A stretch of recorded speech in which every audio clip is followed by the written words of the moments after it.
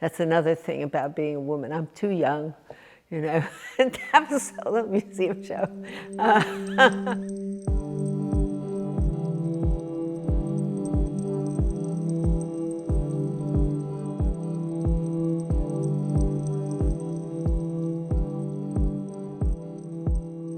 My name is Liliane Lijn.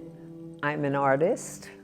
I'm looking forward to seeing my work in this very different context, out of my studio and through another person's eye.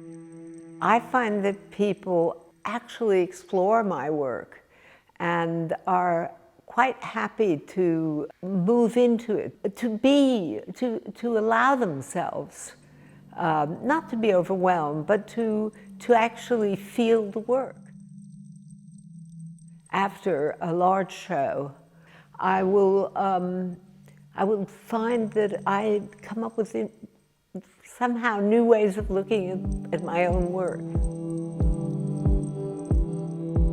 And new ways, new paths.